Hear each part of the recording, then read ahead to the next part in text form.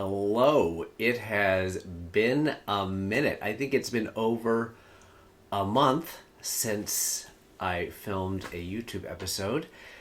And when I said I was going to have a little break, I probably should have been more specific. I did not mean bones. I will see you on the other side.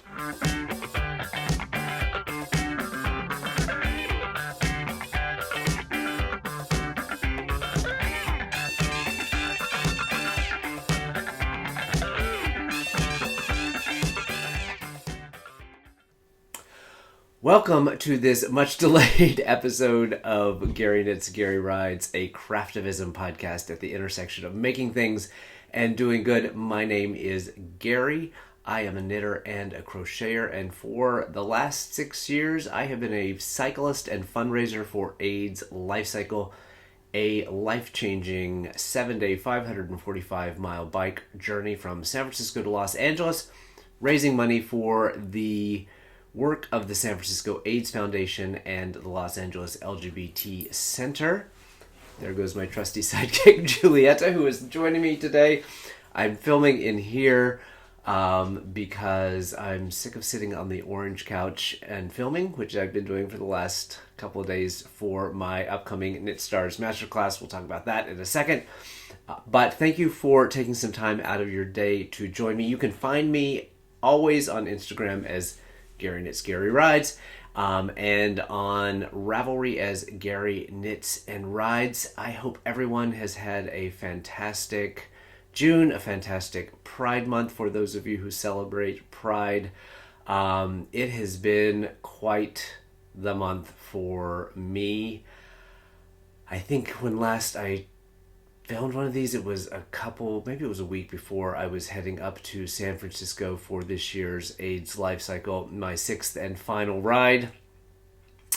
We'll just dive right into. I will just say we'll jump right back to AIDS Lifecycle in a second. But after AIDS Lifecycle, came back home, had some cousins in town. Then we went on a week and a half vacation to Quebec, which I'm going to talk about a little bit more in detail when we get to acquisitions, because surprise, surprise, there was some yarn that was purchased on the trip to Quebec. I was sick almost the whole journey. My husband was also sick. I remain sick. I don't know what this is. I just cannot get rid of it. Probably something to do with running on fumes and trying to do all the things in a very short period of time, but I'm going to try to make this relatively quick, even though it's been a while since I filmed, just so I can go back to bed. I'm probably going to do very minimal editing of this, so don't expect the usual captions and all that stuff, because I want to get it up and then get to sleep. So came back from Quebec sick, somehow rallied, and 2 days later the Knit Stars team showed up to do the filming for my Knit Stars class. That was a lot of fun. Shelley and her boyfriend and Brad, the cinematographer, were here for 2 days, in and around the house, in and around town. We shot some B-roll, got a little bit of action shots on the bike, which was kind of an interesting experience, with a drone and everything. And then we did the class and did some stuff for the Yarniverse. My class is going to come out in December. It's all about Craftivism, and I'm going to show you the project here in a minute. I think you've seen snippets of it probably, but never the complete deal. But now that it's been filmed and that I'm finished, I can probably show it a little bit. But let's roll back from Knit Stars filming to AIDS Lifecycle. Headed up to San Francisco, met up with my youngest cousin, who was going to do the ride for the second time with me. He had done it 2 years ago, skipped a year, and then was going to do it this year. They had reorganized how they did the orientation, which was way smoother and faster process. So I got to hang out and see a bunch of people and catch up with people that I've seen on previous rides, meet up with some new people that I've met along the way this past year. When I got there, I found out that I was the number 2 fundraiser for this year. A couple of weeks before the ride. I'd gotten a text and someone had said, it's a bummer, but for you, but it's a great for the cause about that $150,000 grant donation that came in. I had no idea what this person was talking about. It was one of the other top fundraisers that last year had been we've been neck and neck for a while, and she continues to be a major fundraiser. And so I went and looked at the website, and sure enough, one of the writers who works for, I think it was Hot Topic, a retailer. Julia, did you want to come see me?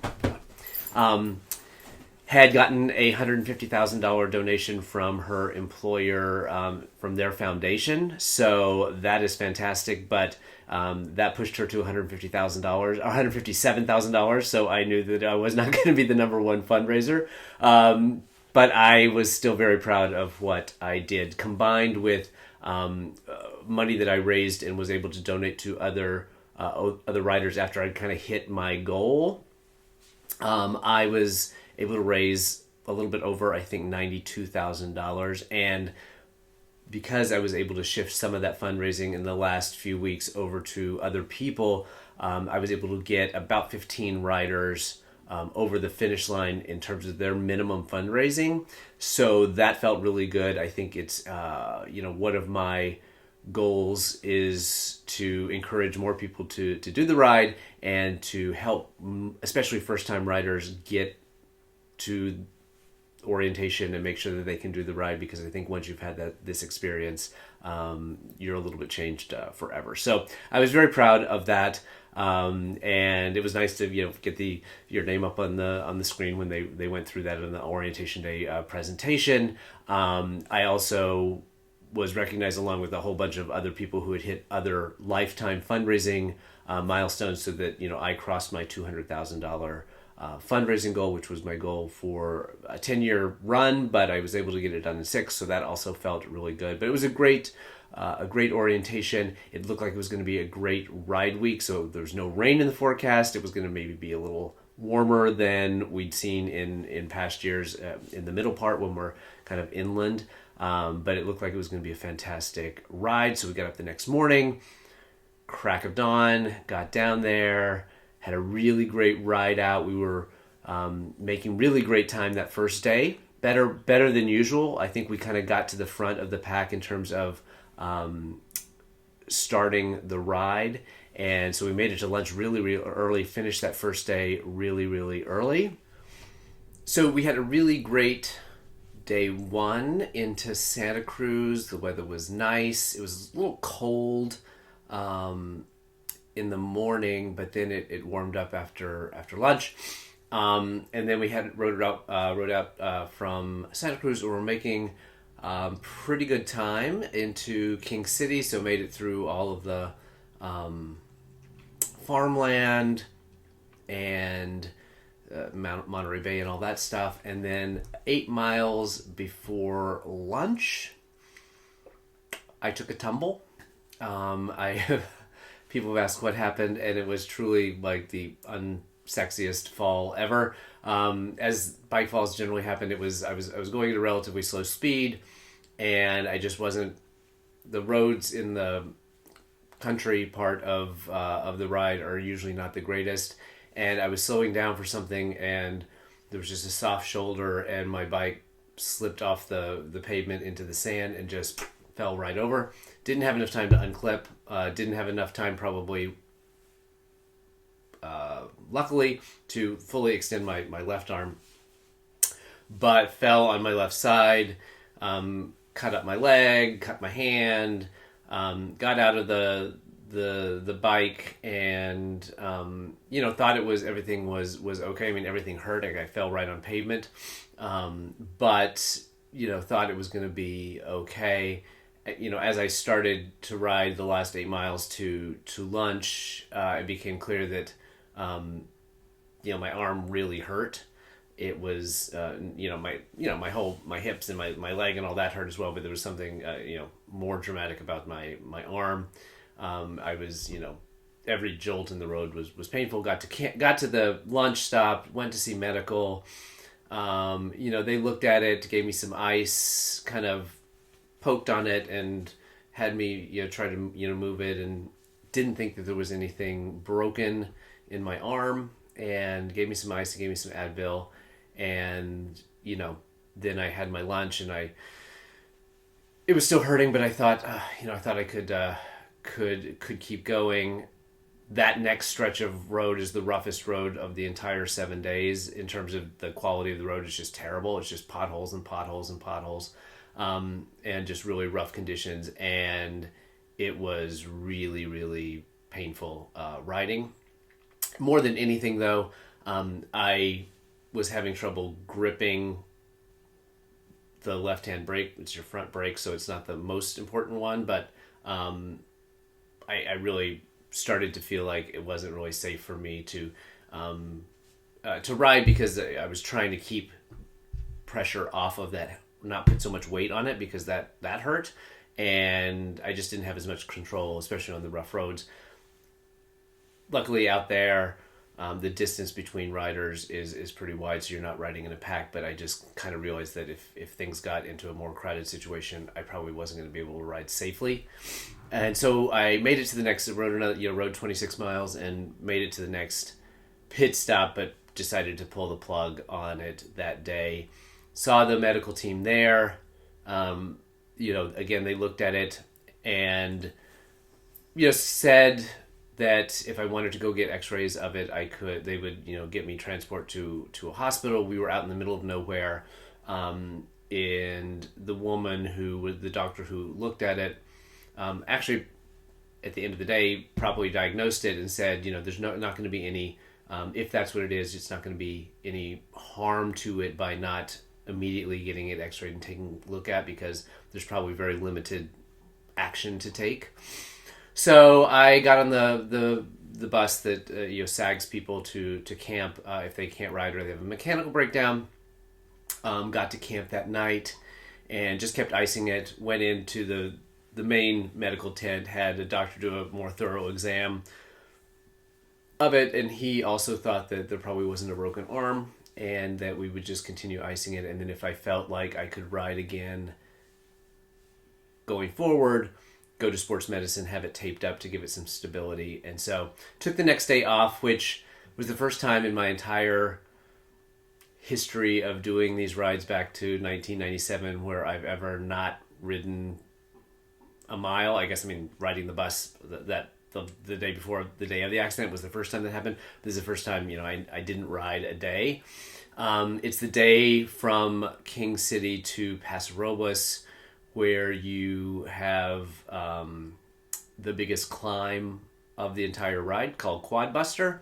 And so very generously, the CEO of the LA LGBT Center, who was not doing the ride himself this year, he offered to take me that morning, and he and the sort of other leaders of the organizations always stand on the side of Quadbuster and cheer people up the hill. So I was able to do that, which was a really great experience to see, I think, almost from the very first rider who got there to the very last rider. So we were there all morning long cheering people up Quadbuster. And so that was a really great experience and kind of a great perspective of the ride, because you got to see the sort of elite fast riders who, many of them ride up Quadbuster, which is really, really hard, and then ride back down and do it like 3, 4, 5, 6 times. And then you saw, some of the riders who this was truly probably one of the biggest physical challenges they'd ever done, and just sort of like watching them struggle and cheering them on and seeing the smiles on their faces when they came up to you and you had been cheering. So it was a really great experience. So I took that day off. The next morning, I had a little bit more mobility in my arm, and I was able to move my hand, and so I thought, I can move it, I can grip the handlebars. So got back together with my cousin in Paso Robles and rode out after having it gotten taped up at sports medicine first thing in the morning, and within about a block or two, I knew that I was not going to be able to make it that day. There was just getting out of town. There was enough stopping and starting. And even though with nothing in my hand, I could squeeze it, as soon as I put pressure on it, put my weight on my handlebars and tried to squeeze, I wasn't able to quickly, comfortably brake. and knowing the terrain and knowing how many hills there are, and knowing that, at some point I was going to be behind someone and a group stopped in front of me, and if I couldn't stop quickly, that was going to be a problem, and it just wasn't safe for me. It wasn't safe for other riders. So I very quickly probably should have just ridden back to camp and gotten on the bus, but I knew that the first pit stop was only 8 miles or so out of camp, and so I was going to make it to try to make it to the first pit stop, and then 2 miles later down the road, there was one of the sweep vehicles that had stopped for someone that had a mechanical problem, and I just pulled over and said, I hurt my arm and I can't do this, and they took me to the next rest stop where I had to sit and had like a really tough few hours sitting at that rest stop, because I had to basically wait until they shut that rest stop down and then the bus showed up.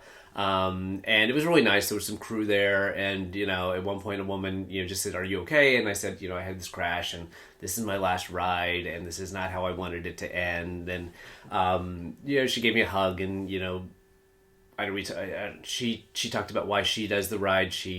Her husband has been HIV positive for many, many years, and so she does the ride as a roadie, sort of in support of him. And so she was very comforting in that moment, and it just but that was also sort of the moment that I was just like, okay, this is what it is. Like, I'm not going to be able to do this ride. And so got in, it was a long day to get to, I have like 7 hours of like riding the bus and stopping and riding the bus and stopping, which was kind of annoying. And I at that point I kind of decided I didn't want to do that every day.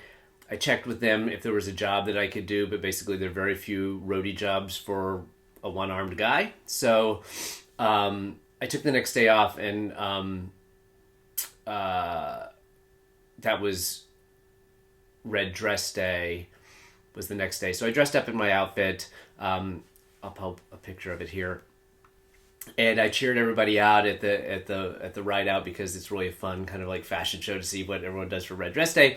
And then I jumped in a car and got into the next stop, where there was an Amtrak station. And so from Lompoc, I was able to jump on a train back here. The swelling hadn't gone down. I was still pretty immobile in that arm, and it just, even with all the icing, it was still really swollen. And I just decided it was probably best to have have it properly checked out at the doctor's office.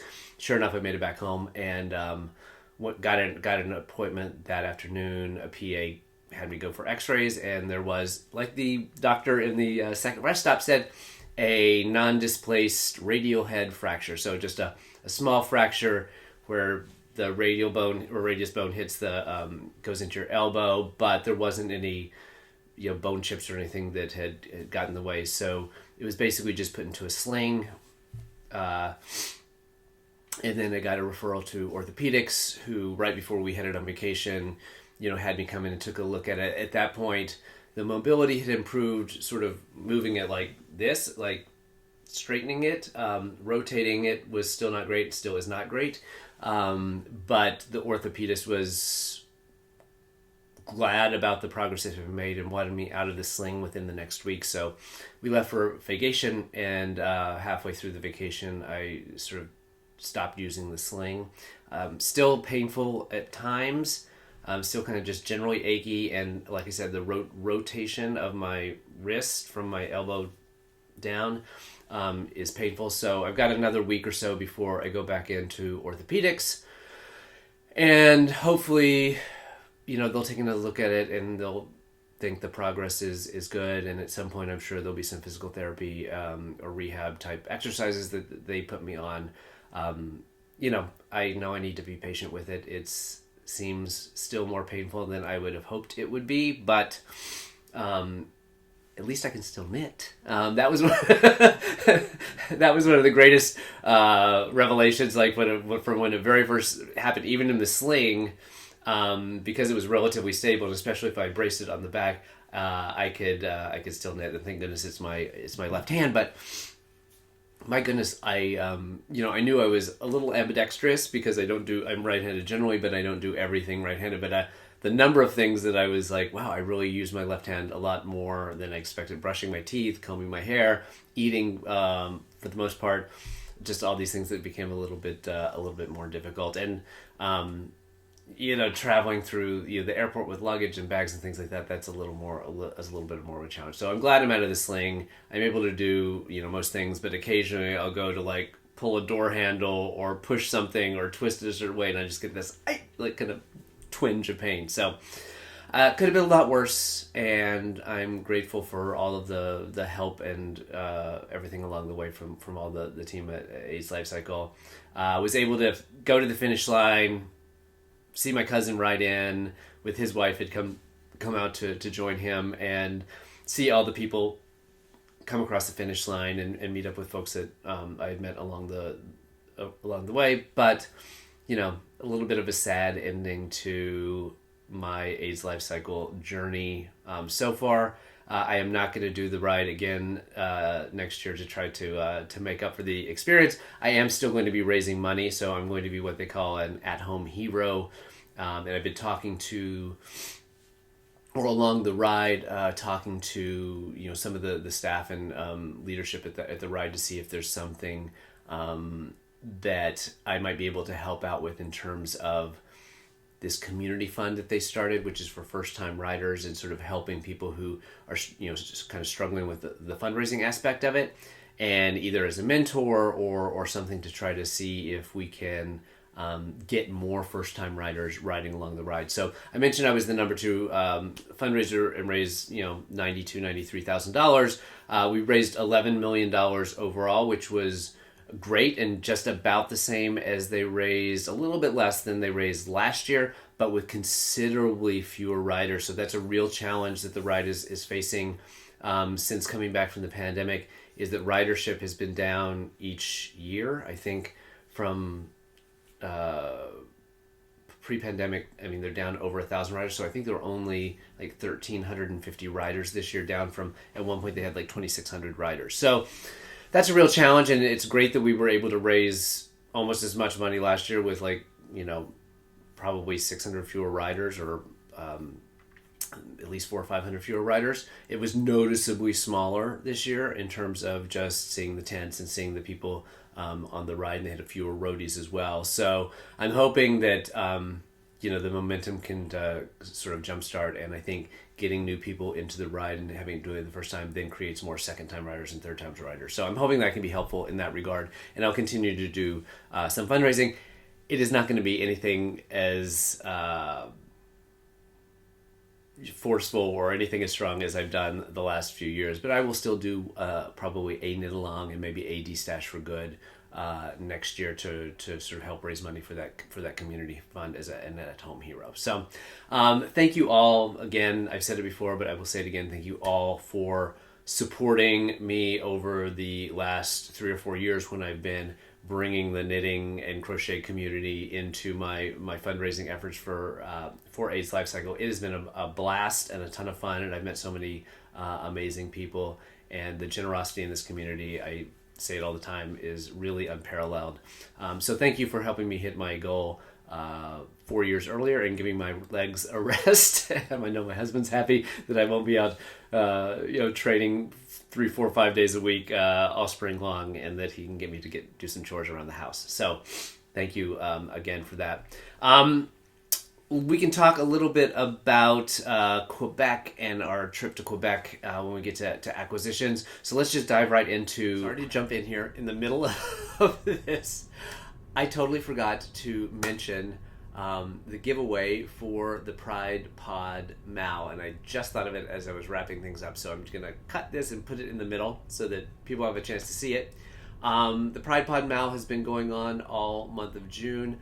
I hope folks have had fun with it. Obviously, I had a ton of other stuff going on, so it did not get my full attention, but I'm still doing 3 giveaways for it. So one of them is going to be for someone here on YouTube.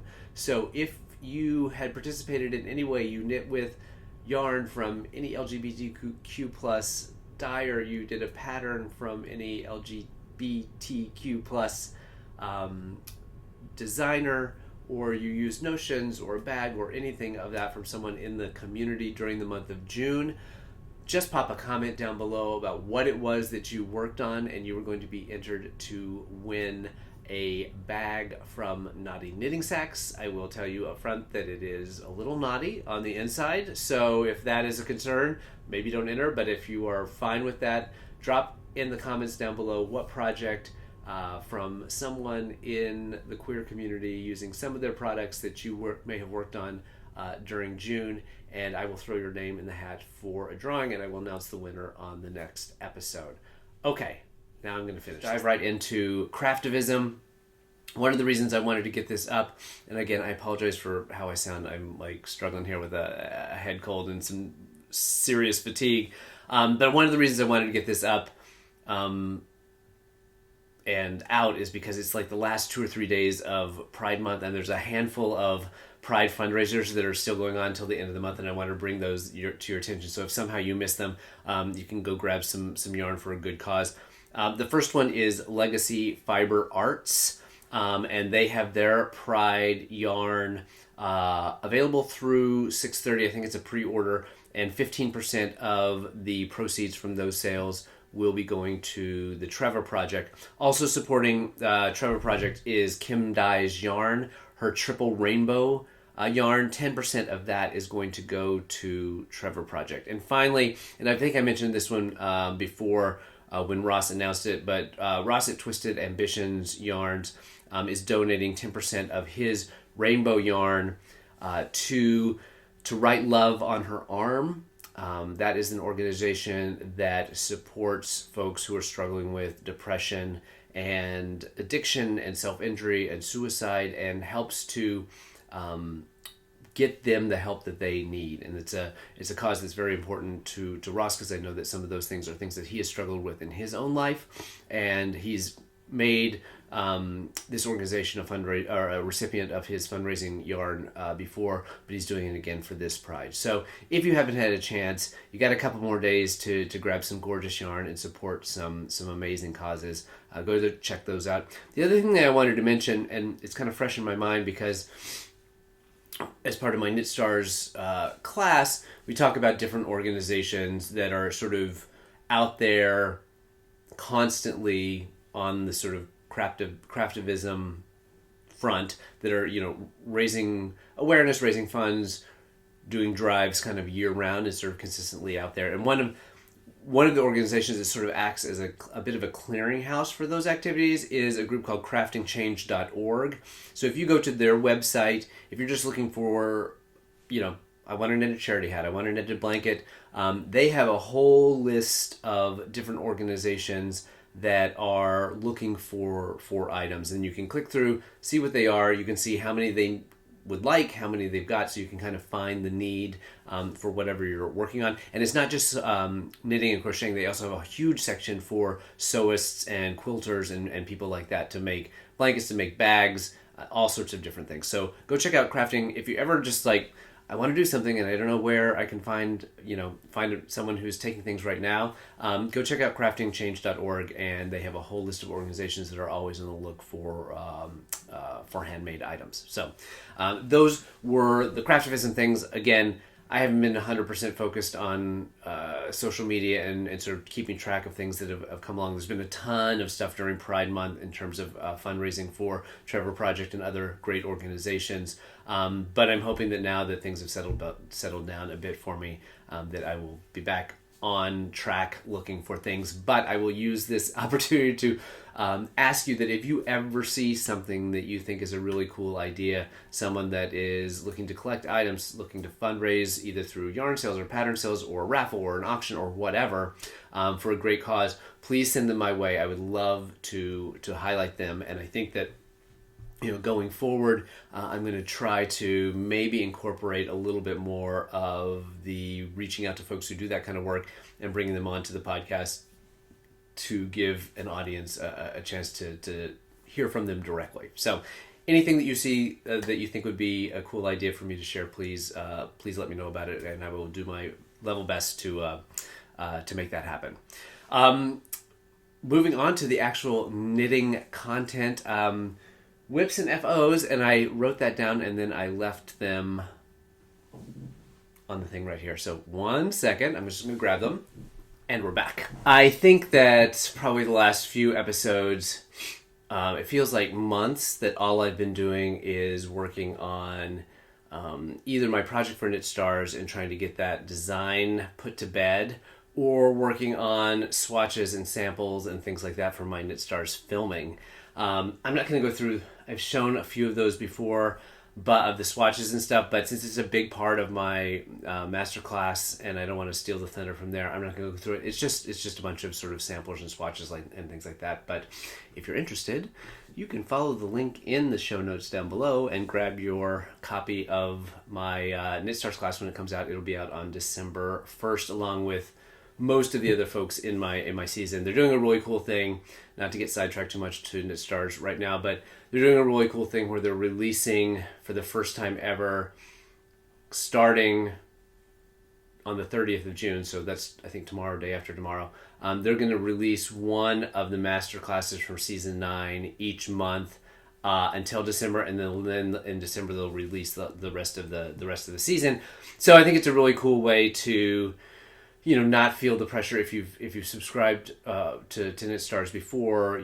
All of the things would get released kind of in a very short period of time, and I think people felt a little stressed out that they weren't able to watch them completely, even though you own them forever. And this was a way to kind of spread that out, so you get kind of one a month, and you can really sit down and spend your time with it. So Carol Feller is releasing hers on the 30th of June. It's going to be all about Irish knitting and cables and reversible cables, and I'm really looking forward to it because, one, she's like one of the nicest people in this business, but two, I love cables, and I didn't even know reversible cables were a thing. So I'm going to learn something from the process. Anyway, it feels like for the last few months, that's all I've been working on, and my own knitting has definitely taken a back seat.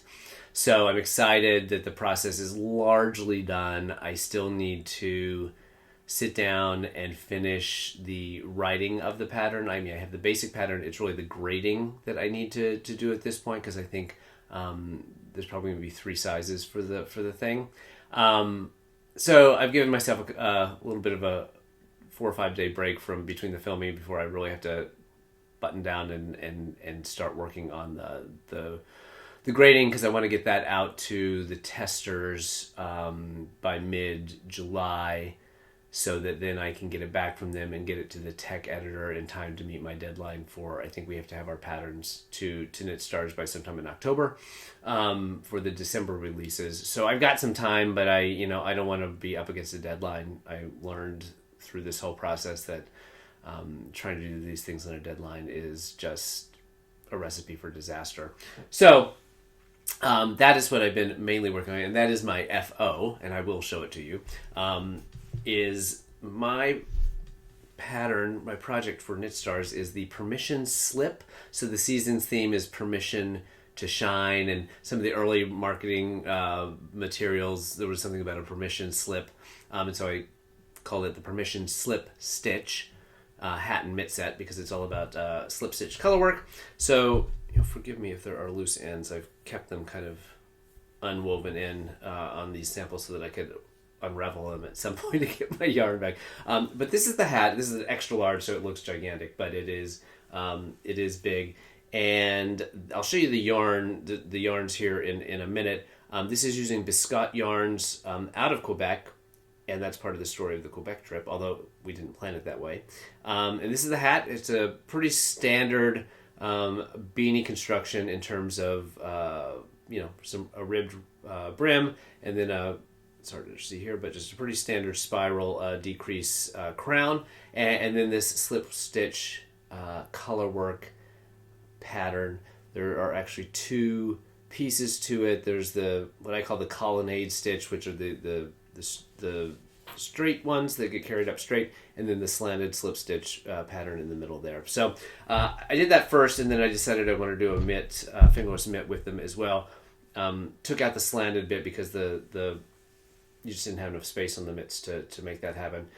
So you just have the straight colonnade, the colonnade pattern here.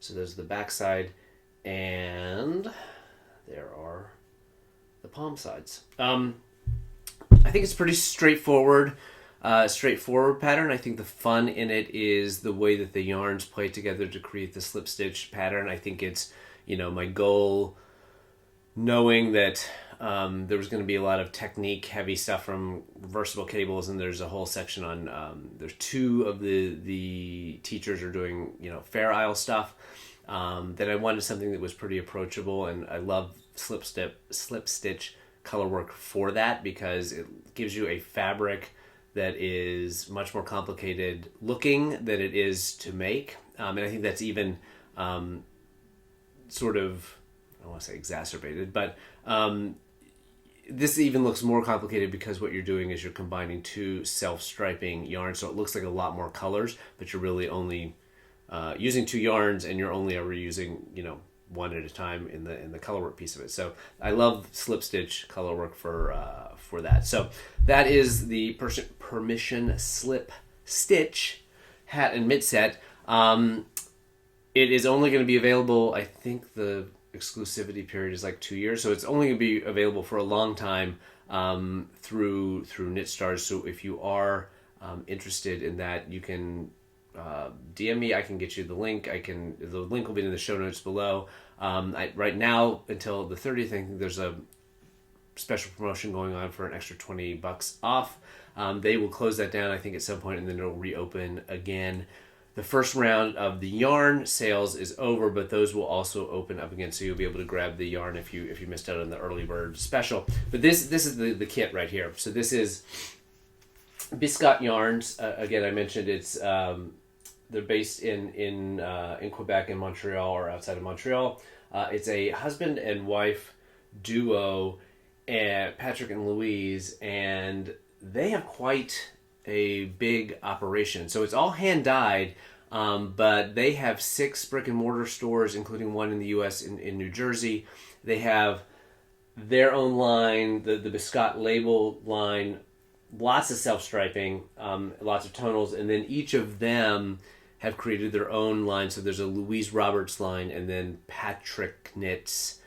So they each kind of dye and have a different style, like different styles of yarn. Louise's line is offered on a bunch more bases than Patrick's, and it's a really incredible operation that they've started. I think they started in 2007. So they're one of the early pioneers on they got started doing self-striping, and they've been doing that for a really long time. And if you're not familiar with self-striping yarn, it's a very labor-intensive process to do that. So we worked on colors and went through a couple of went through a couple of iterations on these. And I should have given you, if you want to hold on for 1 second, I'll show you how these knit up. Oh my god, let's see. This is the brain fog. I'll be right back. Okay, see, now I'm just creating more editing issues for myself. But this is how those two colors work up. So the teal and olive and gray is called Community, and the burgundy gold and turquoise is called Cite d'Or, so City of Gold. And so Patrick and I worked together to come up with these two colorways, and because I knew I wanted to do something with mixing two self-striping yarns together. I think they turned out great. I mean, these would be fantastic socks, and that's why I kind of want to reclaim some of my yarn, is to make socks in these. But it was a really fun process working with them and coming up with the colors, and then this gray that goes along with it, which is the main body of the hat and the mitts. So I'm not sure when the Wave 2 yarn orders will open back up for KnitStars, but if you're interested, you can grab the kit that way if you are a subscriber. So that's my only FO. I'm really hoping to have, as we move through July, finished up a couple projects that are long gestating for me. But I did have one new whip. It's a gift for friends who are having their 7th wedding anniversary, which is, unbeknownst to me, the wool anniversary. And one of them asked me to make the other one a hat. And because they're Lifecycle writers, They wanted to see if I could use one of my Stitch Out Loud yarns. The one that they picked was Drag Queen Pit Stop from Trilogy Yarns. So this is Nancy's Merino Yak base, and this is the colorway that she dyed up for the Stitch Out Loud collection. And I'm just doing this very simple 2x2 rib, or not even 2x2, 1x1 rib. It's just called Ribbed Watch Cat and Beanie by Church Mouse yarns out of Washington, up in Bainbridge Island. So really straightforward design. A tubular cast on, but a different way of doing it than I have seen before. And this one was, in the pattern it says it's fiddly, but I was like, this is the least fiddly tubular cast on that I've ever done before. Fiddly a little bit on the ripping out the waist yarn, because unlike when you do it with like a crochet hook, you can't just zip it out, because you use like a backward loop cast on with the waist yarn and start from there. So you do kind of have to go through and pick it out. But in terms of the like execution of the cast on itself, I thought it was way less fiddly than some of the other methods I've used. And the other sort of strange thing about the hat is you knit it inside out, so the wrong side is always facing you, and then you flip it inside out at the end. I think that has to do with the decreasers are using a center double decrease, and I think that just makes maybe the right side, which is on the inside, is the cleaner looking of the two. So hopefully they like it. I didn't have a measurement. All I was told was like he has a small head, so I'm working off the small size, and if it doesn't fit, I can then take a proper measurement and redo it in a larger or smaller size, whichever he needs. So yeah, I think that's fine. I'm hoping to finish that up today or tomorrow, depending on how much sleep I need with this cold. The other thing that I have picked up since I've been home and very excited to get back to is the Bethel shawl. This is by Pine Needles and Poppies Cassie. This was her design that we did for the spring Knitalong, and I started it. If you remember, I went down to went up to Royal Bee Yarn Co. Kelly from Royal Bee dyed the yarn in this colorway called Gary's Guacamole for the kits, and she was doing a little bit of the basic or Bay Area yarn crawl in her shop, and so I went up there, and Cassie was there, and we hung out and knit in the backyard. But I'm really excited to get started on this, because I'm hoping to finish it up pretty quickly and have this as a early fall shawl for concerts outside. So it's just a really simple, right now, a really simple garter stitch triangle, and there'll be some, I think there's a lace section and then some drop stitches and things that come along the way. But right now I'm just like blowing and going on the garter stitch piece of it. You can't see it there, but I have my little avocado stitch marker to go with, since it's Gary's Guacamole. So those are things that I'm currently working on as I get the pattern, my permission slip stitch hat and mitt pattern done, and that out to the testers. Then I'm going to go back and sort of pick up. I have my honey and dahlias and honey crochet shawl from the spring Crochetalong that needs to be finished. I think I'm about a third of the way through that.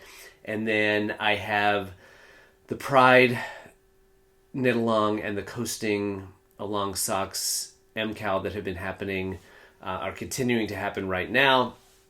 Oh my gosh, Follow Your Path. I forgot. Stefan's Progress Pride flag shawl. I think it's called Follow Your Path. Sorry, I will put it up here, and I'll put the picture up here as well. That kicked off on the 1st of June as I was heading up to California. I've got the kit ready to go, and so I will cast down that as soon as I get the pattern out the door. Likewise, Gabs and Che's sock pattern, the Coasting Along sock KAL. I've seen so many really cool versions of this. I bummed that I missed out on the mystery piece of it, but that's okay. That has been going on this month as well, and so I'm going to cast on those, and that'll be my first. I think those will be my first socks of the year. I think that's probably right. So as I mentioned before, I'm going to use all of the yarn is going to be Stitch Out Loud color. So there's going to be like a crazy explosion of colors socks. Now that I've seen now that it's no longer a mystery to me, I've seen how they're going to be. It's just going to be a wild melange of colors in that sock, but I'm gonna love it anyway. So those are the next two things on the needles, and then the fall is just going to be hopefully knitting for me and some charity knitting as well. So that's where we are on the whips and FOs. And I thought I would spend a little bit of time on acquisitions and talk a little bit about the trip to Montreal, since they tie in heavily. So I say Montreal, it was really to Quebec. We went to New York, spent a couple days, saw a couple shows, and then flew to Quebec City. So we were there for 2 days, 2 days, 3 nights, or 3 nights, 2 days. I can't remember, but it was a couple days in Quebec City. My husband had already started getting sick, and in New York, and then I caught what he had and started having a scratchy throat in Quebec City. So it kind of put a damper on the whole vacation, because a lot of the time we didn't really feel like getting out and doing a whole lot. In addition, those of you on the East Coast know there was a bit of a heat wave that week, and so it was starting to get warm by the time we were in Quebec City. But we had a really fun experience. There's a Canadian author called Louise Penny. She's a mystery writer. I had not read any of her books, but my husband had read a lot of them and really enjoyed them. There's a whole series with this detective, Inspector Gamache, that he really loved. And just before, literally, after I got back from the ride, and my cousins were here, and he came in and he was like, "Oh my gosh, I found this walking tour of Quebec City where this one of her novels is based. And I really want to do it," but he's like, "But you haven't read the book, so like, can you get the audiobook and like start listening to it now and like have it done by the time we get to Quebec City?" So, it's called Bury Your Dead, and it's a good book. I got the audiobook, and since I always listen to my audiobooks at least 1.5 times, often higher, and I knew I had a long drive to drop the dog off at the camp we take her to when we travel. So that's like a 4 or 5 hour round trip, and it was like an 8-hour audiobook at regular speed. And I knew I had our flight to New York as well. I started the audiobook, and I actually finished it on the plane ride going to New York. So we were finished up. So we had the Bury Your Dead tour in Quebec City, which was really great. The woman who did the tour has been doing it since the book was published, and so it was kind of a combination of history of Quebec City and the province, and how the French lost it and how the British took it, and places in this scenes from the book that happen here, and a little bit of background on other things in the series as well. So that was a lot of fun. We had good food. Quebec has really amazing produce, and has really amazing restaurants as a result of like just great raw materials for food. From there, we went to a little town called Bay St. Paul, up the St. Lawrence, and had a lovely little Airbnb. There's a lovely little B&B there. My husband got to practice his French, because everyone else that were guests there were French speakers, which was fun for him. And that's when I really started to not feel great. It also got to be incredibly hot, and so we actually one day just kind of hung out in the B&B room with the air conditioner, and I had a bunch of work to do. Anyway, so that worked out well. And then we drove to Montreal, and even though I was still not feeling great, by luck, because I didn't plan this, and I know he didn't check to see where yarn stores were when he booked the B&B. We stayed in a little neighborhood called the Plateau, and it just so happened that there were like 3 or 4 yarn stores that were really, really close by. So I was able to go to 3 yarn stores. I did not make it to Espace Tricot because it was way out of the way from where we were staying, and it was going to be like either an hour on public transport or like a pretty expensive Uber ride. And I was just like, I would have loved to gone to see all the yarn stores. I knew that I would buy more yarn, so I wasn't upset that I missed that particular one. So my first stop was to Les Garçons, which was just like a 6-minute walk from where we were staying, which was fantastic because they also announced the morning that I was going that it was their summer sale and that everything was 20% off. In addition, the exchange rate is really great right now between the U.S. and Canada, and so it made things even cheaper. Now I'm struggling to find something else. But anyway, there it is. Sorry. Oh, yeah. So Max had just put out his 2-in-1 bandana. It's one of these like little scarves, kind of like a Sophie scarf sized deal, but it's split down the middle and it's done in 2 colors. And when I saw it, I love that size scarf. I have some smaller things that I've knit, and it's just a really great size for the weather that we have. And I love the sort of 2-color thing because you can fold it over and make it really small and just have one color showing, or you could open it up and have sort of 2 colors showing. And I love the Les Garçons bases, so I grabbed 2 of their, this is the Masham, I think. Hold on. Yeah, this is the British 4-ply. So this is the BFL, 70% BFL, 30% Masham wool in these 2 colorways. So this is Lewis's shade, which I have at least one other of their bases. I think I have a sweater quantity of this somewhere. And then this is Abador's Water. And so I thought that would be a really nice for me version of that scarf. But in some of the Instagram posts that when the pattern first came out, they mentioned that they had just gotten into the shop this La Bien-Aimée 100% silk. I think it's 100% silk noil, I don't know, but it's spun silk. And so I grabbed these 2 colors of La Bien-Aimée. Silk Tweed is the name of the thing, and this one's called Heliodor, and this one's Yellow Brick Road. And I just thought those 2 together would be fantastic. I don't know if that's for me, if that's for my sister. I doubt my mom would wear a tiny little scarf, but we'll see when it comes out and how much I like it. But I'm going to have some of this. I'll have plenty of this. He actually said, Vincent was there. Max wasn't in the store, but Vincent was there.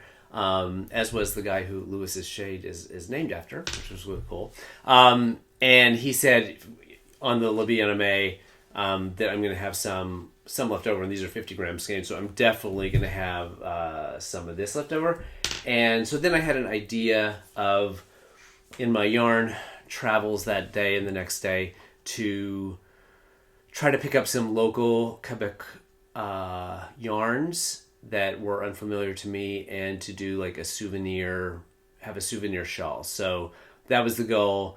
I didn't really have an idea. It sparked in my head from listening to an episode of Yarniacs podcast where they were talking about someone who did on their travels, was took yarns and sort of built a fade as they went. And so that was what I had in my mind, is like, maybe I'll find some yarns and build a little fade. Didn't have a pattern in mind, but quickly, while I was standing in one of the yarn stores, found the Free Your Fade shawl, Edra Mowry, and I think that I use that sort of as a model. I think that will work well because it's fingering weight. It takes, like, you can kind of customize it based on the numbers of colors you have. So I think that this will be the start of that. Instead of using that as the base, I next went to La Maison Tricoté, also there in the Plateau. Very lovely store, nicely organized. So they have like a couple of racks that are just local Quebec yarns, and so the woman who was working there in the store pointed those out to me, and so I grabbed these 2 as sort of the next in the thing. So I think that this, and then going more into this speckle. So this is Riverside Studio. Oh, this thing's not focusing very well today. Sorry. Riverside Studio, hand dyed in Wakefield, Quebec. This colorway is called Spangle, and it is a 80/20 merino nylon. And then also on that rack, I found this. And I meant to look up what the... and this is Entre Sur et Laine. So I don't know what Sur means, Soeur, but it's between something and wool. And this is called Gris Dark 1117, and it is a 80/20 as well. So I thought those three would be a very nice fade together. Our last stop, well, we one whole day that we were in Montreal, we spent it with Patrick and Louise from Biscotte. So they picked us up. They took us to this really cool, like, old-timey deli where we had, it wasn't smoked meat. We had smoked meat sandwiches the day before, but it was like a salami sandwich on bread with like pickles and mustard. But it was just really, it was a great, I think it's like the third generation of the shop. I think it's called Walensky's, and it was there in the Mile End neighborhood. So we had a quick sandwich there, and then they took us to the first of their shops that we went to. We went to two. The one there in Mile End, absolutely beautiful. Not only their own yarns, but they carry yarns from commercial manufacturers as well, but just really, really great assortment of yarns, beautifully displayed. And so I went back to that store later and got some yarn because I don't know, I didn't want to do it with them there because I didn't want to have them be like, oh, no, take it, because they've been so supportive of what I've been doing and helping me with this yarn and getting yarn to my testers that I was like, no, I want to buy this, and I didn't want to have a fight about it. So we went back, and I'll show you that yarn, but the rest of the day was really, really wonderful. They're just such amazingly generous people with their time for us. We went to see the dye studio where they do all the dyeing, where they do all the shipping. It's an incredible, as I mentioned, it's an incredible family operation. So I think, a couple of their kids work sometimes in the dye studio there. I think both sets of parents from time to time help out in different things. And then I think they have like 20 people working for them in the dye studio. So they put out a big amount of yarn for hand dyers. I can't think of anyone that I know of off the top of my head that has the capacity and production to for hand dyed yarn that they seem to have been able to put together over the last almost 20 years.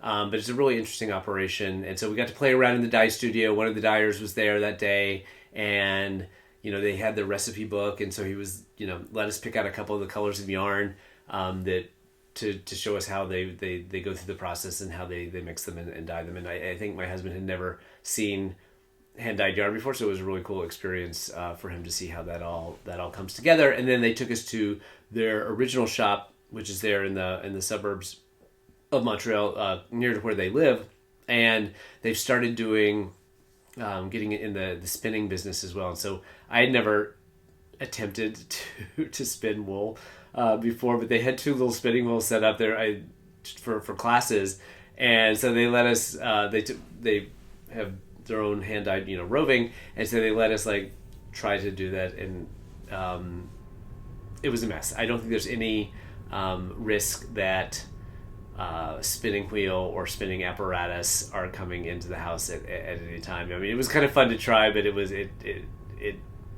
did not grab me the way that the knitting or even the dyeing. I'm not going to try to get into the dye business because it's just too much. But that seemed more up my alley than the spinning, though. Although the final product is very, very, very, very pretty. So then we went back into town. We had dinner with them, and we went back into town. The next day, I was able to go back to the store that was closest to us, and so I picked up just to finish off the fade story.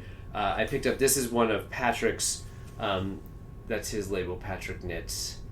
I didn't buy any of the Louise Roberts branded yarn, but this is where we end up with on the fade. So I think that'll be a really cool souvenir shawl. the Le Garçon yarn is a different style than the others. The others are all blended with nylon. They're all merino blended with nylon, but I think that'll be okay. I don't think it'll be that big of a deal. So I was excited about that, and then I couldn't not pick up some more amazing self-striping yarn, since they're that's what they're known for.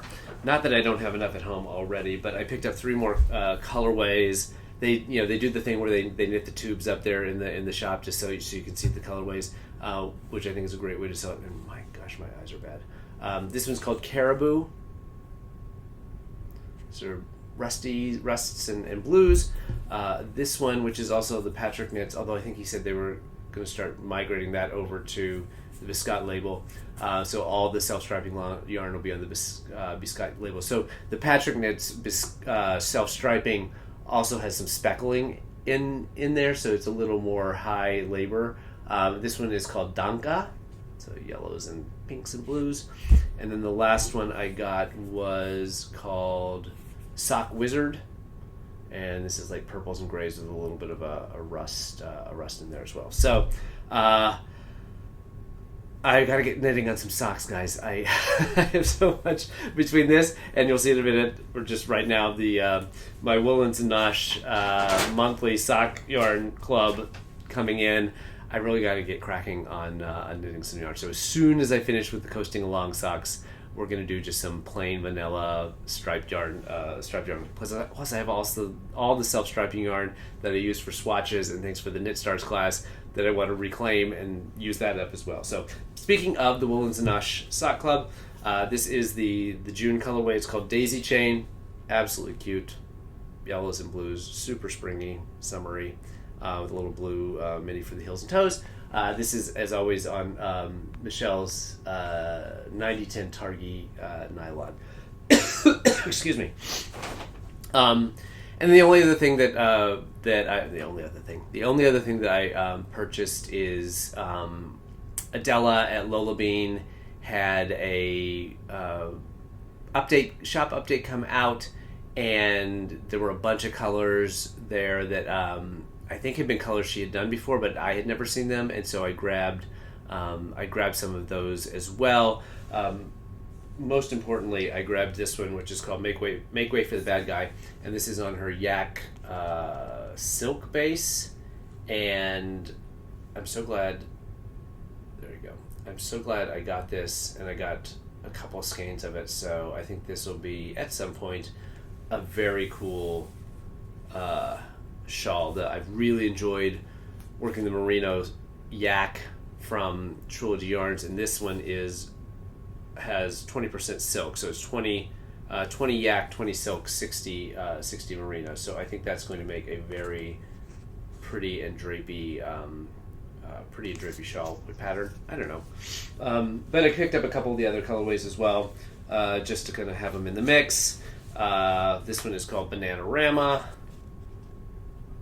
Looks like a strawberry banana ice cream kind of thing. And this one is called Waffle Cakes. And then I got some Aran White, because I think I'm going to make some a hat for someone out of this one. It is called, I think it's inspired by Deadpool. It says you can't buy love, but you can rent it for 3 minutes. So that's that. I think there's a couple other things on the way. There was a sale and I couldn't pass it up, so I think it's a more self-striping yarn from Desert Vista Dye Works is come, and I will show that in a future episode.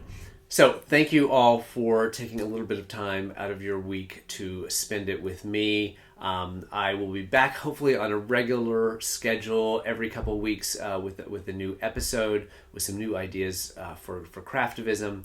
Right now I am going to go and try to sleep this cold off and then edit this and get this posted so folks can have something to watch over the weekend. But happy crafting, and I will see you in a couple weeks. Thanks.